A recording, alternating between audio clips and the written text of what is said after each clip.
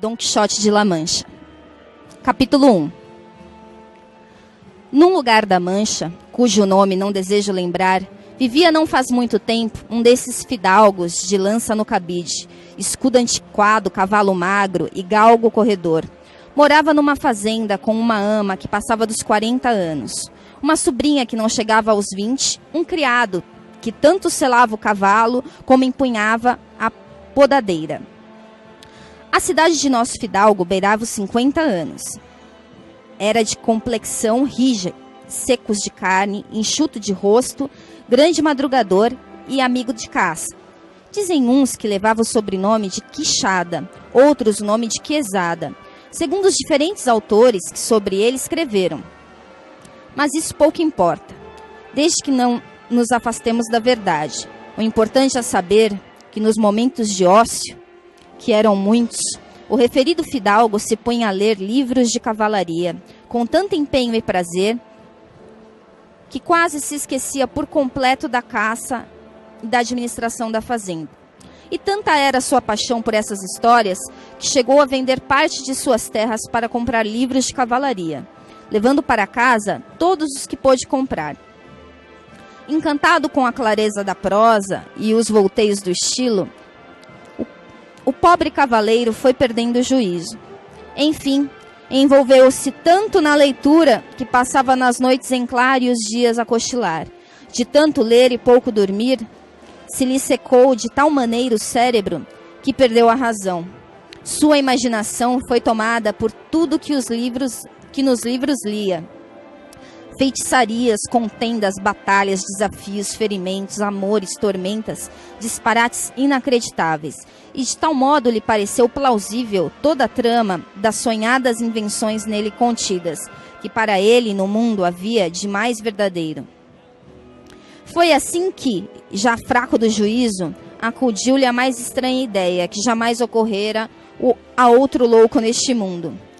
Pareceu-lhe conveniente e necessário, tanto para o aumento do seu prestígio, como para o serviço da pátria, fazer-se cavaleiro andante, sair pelo mundo com armas e cavalo, em busca de aventuras e viver tudo o que havia lido sobre os cavaleiros andantes, desfazendo injustiças e enfrentando perigos, para assim conquistar fama e eterno renome.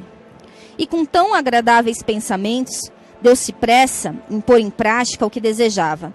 Primeiramente limpou as armas que haviam pertencido aos bisavós, que, cobertas de ferrugem e mofo, faziam-me esquecidas num canto da casa. Em seguida, examinou seu cavalo e, embora fosse magro e um pouco elegante, julgou a altura do cavalo de Alexandre, o Grande. Após a noite que passaram no bosque, Dom Quixote arrancou de uma árvore um galho seco para usá-lo como lança, e depois, num dos extremos dele, a ponta de ferro que tirara da lança quebrada. Pela manhã, o cavaleiro andante, que passara a noite sem dormir, não queriam se alimentar de aventuras naquelas bandas, e se o advertiu de que, mesmo que o visse no maior perigo, não deveria em nenhuma hipótese ajudá-lo, pois isso contrariava as leis da cavalaria. Vosmece, nisso será muito bem obedecido, respondeu Sancho Panza, já que sou pacífico e evito de me envolver em suas disputas e brigas. E assim pude saber qual foi o desfecho do episódio interrompido. Foi o seguinte: o escudeiro desferiu um golpe violento de espada contra Dom Quixote, mas só atingiu no ombro e a metade da orelha. O cavaleiro andante, ferido em seu orgulho, firmou a espada nas duas mãos e desfechou tão tremendo golpe na cabeça do escudeiro, biscainho, que ele começou a perder sangue pelo nariz, pela boca e pelos ouvidos, terminando por tombar do cavalo. Dom Quixote, em seguida, apontou a espada contra a testa do homem, ordenando-lhe que se rendesse sob pena de decepar-lhe a cabeça. Diante de tal decisão, que não lhe pareceu das melhores, Sancho falou: Senhor, eu sou o homem pacífico, manso e pronto a desculpar qualquer injúria, pois Tenho mulher e filhos para criar, portanto, fique vós-me-sê também avisado de que jamais erguerei a espada contra quem quer que me ofenda, seja cavaleiro ou não, alto ou baixo, rico ou pobre, fidalgo ou plebeu. Se não sentisse tanta dor nas costelas, disse Dom Quixote, iria mostrar como estás errado. Basta dizer que quando te tornares governador da ilha, que te prometi como pagamento, terás não apenas de saber governar, mas também de saber defender-te em qualquer circunstância. A isso, Sancho respondeu que com tanta dor que também sentia no corpo, estava mais para emplastros que para conversas. Não foi necessário caminharem muito para encontrar um vale muito amplo, onde apearam e mataram a fome, com a comida que Sancho tomara dos acompanhantes do defunto. Depois que cearam, a sede que já sentiam aumentou ainda mais. Era preciso descobrir uma fonte com um veio d'água. Assim, recolheram o que sobrou das comidas, montaram e saíram caminhando pelo vale. A noite estava por demais escura, o que dificultava a caminhada e causava apreensão. Mas foi preciso ir muito longe para ouvir o grande estrondo da água, que parecia cair de um penhasco. Ficaram muito alegres e, parando para escutar de que direção vinha o rumor, ouviram outro barulho, que os deixou assustados. Eram golpes ritmados a que se misturavam o retinir de ferros e cadeias. Aquilo causaria pavor a qualquer outro coração que não fosse o de Dom Quixote. Este logo acreditou que uma aventura de extremo perigo o esperava, e por isso disse a Sancho que iria sozinho ao encontro do inimigo desconhecido. Com a ajuda do vendeiro e dos quadrilheiros, todo com o rosto coberto e disfarçados, conforme recomendou o padre, penetraram no aposento de onde Dom Quixote dormia. Seguraram e amarraram-lhe os pés e as mãos. Ao se dar conta do que ocorria, ele logo imaginou que aquelas figuras estranhas eram o fantasma do Castelo Encantado e que ele próprio já estava enfeitiçado, uma vez que não podia mover-se e nem se defender. Deixemos por hora de lado estas contas, pois quero que me digas o que falam de mim por aí, que pensam de mim um homem comum. Os fidalgos e os cavalheiros? Que dizem de minhas façanhas e de minhas valentia? Contarei tudo o que vós-me-sê me pede, desde que não se zangue o que ouvir. De modo algum, afirmou Dom Quixote, podes falar livremente e sem rodeios, pois a primeira coisa que digo é que as pessoas comuns acham que vós-me-sê é um grandíssimo louco. Diga-me, cabeça, foi verdade ou sonho o que me aconteceu na cova de Montesinos? O açoitamento de Sancho Pança desencantará Dulcinea? Da cova muito se poderá dizer, pois ali há de tudo. Quanto aos açoites, irão devagar, e ao desencantamento de Dulcinea virá o seu tempo. Sancho quis saber se ainda voltaria a ser governador, e a cabeça respondeu que ele governaria sua casa. Esta é muito boa, disse Sancho. Isto eu próprio me diria, sem precisar de profeta. Com isso, terminaram as perguntas e respostas que deixaram a todos admirados, sem desconfiarem que se tratava de uma farsa. A cabeça era oca e a mesa sobre a qual estava tinha um buraco que permitia a um empregado do anfitrião meter-se por ali e ouvir a responder as perguntas. Dom Quixote e Sancho passaram todo aquele dia na estalagem, um para concluir ao ar livre sua autoflagelação e o outro para assistir à sua conclusão, conforme o desejava. Foi quando chegou um caminhante a cavalo com 3 ou 4 criados, um dos quais falou ao que parecia ser seu amo. Senhor Dom Álvaro Tarski, aqui poderá vosmecê passar hoje a sexta. A pousada parece limpa e fresca. A extinção dos dinossauros, o fim de uma era. Os dinossauros desapareceram há 65 milhões de anos, no final do período Cretáceo. Naquela época, os continentes tinham se separado, mas o mundo era bem diferente de hoje. Existem muitas teorias que explicam a misteriosa extinção dos dinossauros, répteis que já andaram pela Terra. Os dinossauros dominaram a Terra por 165 milhões de anos, mas, em poucos anos, foram levados à extinção. Uma das teorias que explicam esse fim é a queda de um grande meteoro que atingiu a Terra, destruindo a parte de toda a vida existente. O choque desse meteoro foi tão grande que arrastou a costa terrestre, chegando até o magma. Depois, formaram-se imensas ondas no mar e na terra. Vulcões entraram em erupção. Por muitos anos, a fumaça cobriu o mundo, deixando o céu todo escuro, sem a luz do sol. A terra foi esfriando e as plantas deixaram de nascer. Os grandes saurópodes não encontraram vegetais para comer e morreram. Outra teoria sobre a extinção dos dinossauros seria uma chuva de cometas que se chocou contra a Terra.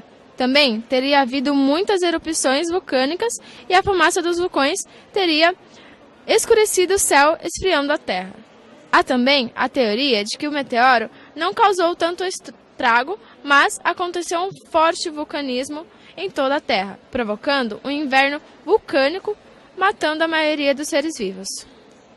Outra teoria diz que foi o clima do mundo que mudou, ficando cada vez mais frio. Os dinossauros, incapazes de se adaptar, foram extintos. Ainda permanece o mistério. Qual é o real motivo que fez os maiores animais terrestres desaparecerem?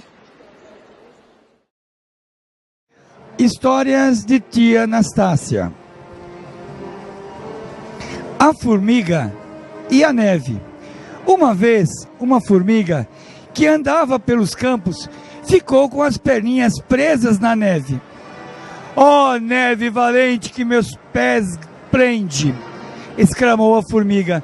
E a neve respondeu: "Sou valente, mas o sol me derrete." A história que eu vou contar se chama O Macaco e o Rabo. Um macaco e uma cutia estavam na beira da estrada quando viram um carro de boi. O macaco disse para a cutia: "Tire o seu rabo da estrada, senão o carro vai cortar." Enquanto olhava para a cutia, o macaco não percebeu que ele é que corria risco.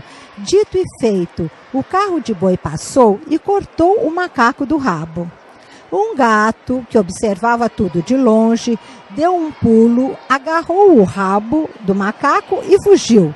O macaco saiu correndo atrás do gato e o gato falou: "Só devolvo o seu rabo se você me der leite." "Onde vou arranjar leite?" perguntou o macaco. "Peça a vaca." Vou ler um livro que chama Estrelas São Pipocas e Outras Descobertas. Meu nome é Goimar Dantas, eu sou autora do livro, que foi ilustrado pela Ana Maria Moura. E o livro começa assim: o que é o universo? O que tem nesse lugar? Quer tentar adivinhar? Quer saber como brincar? Olha só, vou começar. Acho que o universo é feito para caber verso, gente, planta, patinete, sorvete, beijo, chiclete, cinema, história, poema, pique-esconde, pega-pega, brinquedo, pastel de queijo e bichinho de estimação. O universo é uma música com um bonito refrão. Que tal agora saber o que outros amiguinhos são capazes de dizer sobre as coisas mais bacanas que se podem conhecer? Quer ver? E como dia de ler é todo dia, também quero fazer a minha leitura de hoje. Casimiro de Abreu. Casimiro José Marques de Abreu nasceu em Barra de São João, Rio de Janeiro, em 1839. Estudou em Portugal por 4 anos. Voltou ao Brasil e morreu em 1860, com apenas 21 anos. É um dos mais populares poetas românticos brasileiros. Um de seus poemas fala sobre a infância, e vamos conhecê-lo agora. Meus 8 anos. Oh, que saudades que tenho da aurora da minha vida, da minha infância querida, que os anos não trazem mais. A minha leitura é de um livro do nosso queridíssimo Pedro Bandeira, A escola da vida. Segunda-feira.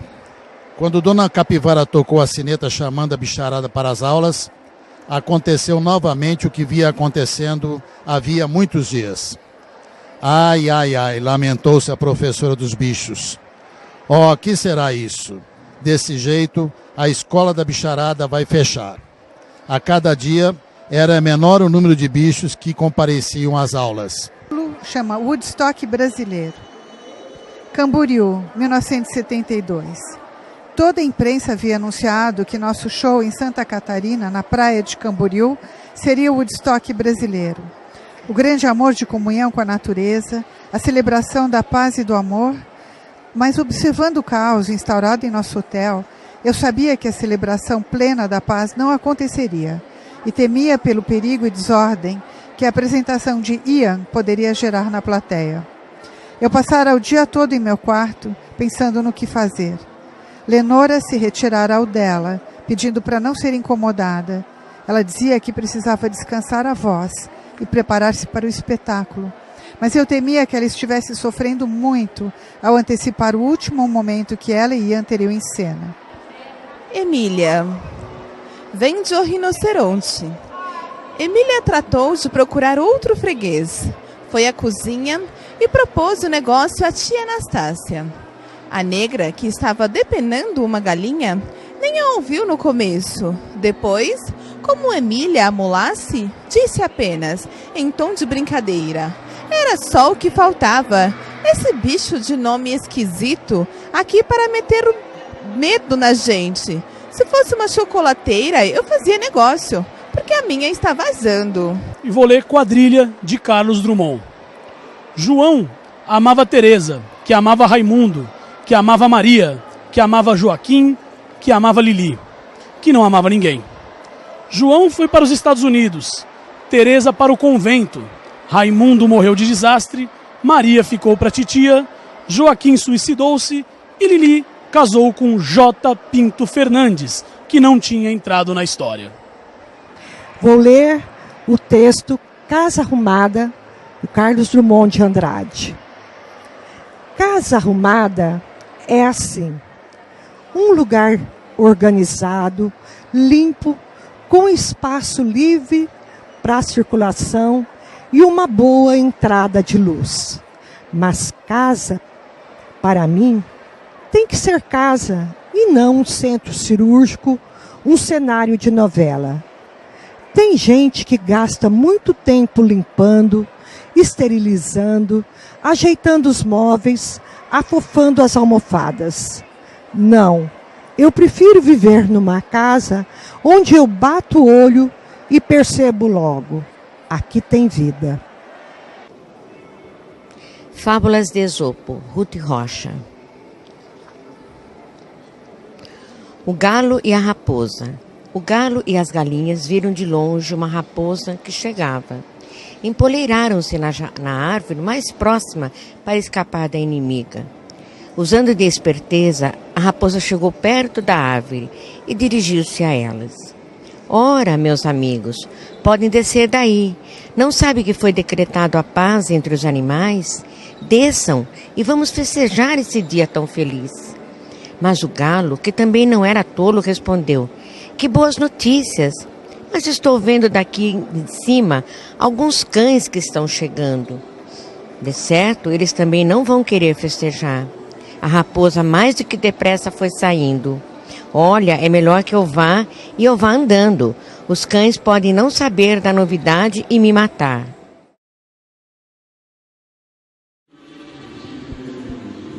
Mateus, capítulo 5, a partir do versículo 1. Vendo Jesus as multidões, subiu ao monte, e como se assentasse, aproximaram-se os seus discípulos. E ele passou a ensiná-los, dizendo: bem-aventurados os humildes de espírito, porque deles é o reino dos céus. Bem-aventurados os que choram, porque serão consolados. Bem-aventurados os mansos, porque herdarão a terra. Bem-aventurados os que têm fome e sede de justiça, porque serão fartos. Capítulo 12 de Mateus. Jesus é o Senhor do sábado. Por aquele tempo, em dia de sábado, passou Jesus pelas searas. Ora, estando seus discípulos com fome, entraram a colher espigas e a comer.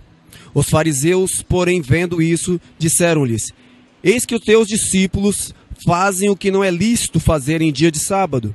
Mas Jesus lhes disse: Não lestes o que fez Davi, quando ele e seus companheiros tiveram fome? Como entrou na casa de Deus e comeram os pães da preposição, os quais não lhes eram lícito comer. Nem ele, nem os que com ele estavam, mas exclusivamente aos sacerdotes. Parábola das virgens. Então o reino do céu será semelhante a 10 virgens que, tomando as suas lâmpadas, saíram e encontraram-se com o noivo.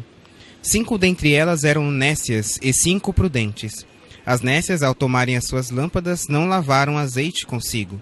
No entanto, as prudentes, além das lâmpadas, levaram azeite das vasilhas. E tornando o noivo, foram todas tomadas de sono e adormeceram. Mas, à meia-noite, ouviu-se um grito: Eis o noivo, saia ao seu encontro. Então se levantaram todas aquelas virgens e prepararam as suas lâmpadas. Dizia-lhes ainda: Em verdade vos afirmo que, dos que aqui se encontram, alguns há que, de maneira nenhuma, passarão pela morte até que vejam ter chegado com poder o reino de Deus. 6 dias depois, tomou Jesus consigo a Pedro, Tiago e João e levou-os a sós, à parte, a um alto monte. Foi transfigurado diante deles. As suas vestes tornaram-se resplandecentes e sobremodo brancas, como nenhum lavandeiro na terra as poderia alvejar. Capítulo 10 de Marcos. Levantando-se Jesus, foi dali para o território da Judéia, além do Jordão. E outras vezes as multidões se reuniram junto a ele, e de novo ele as ensinava segundo o seu costume. E aproximando-se alguns fariseus, o experimentaram, perguntando-lhe: É lícito ao marido repudiar sua mulher? Ele lhes respondeu: Que vos ordenou Moisés?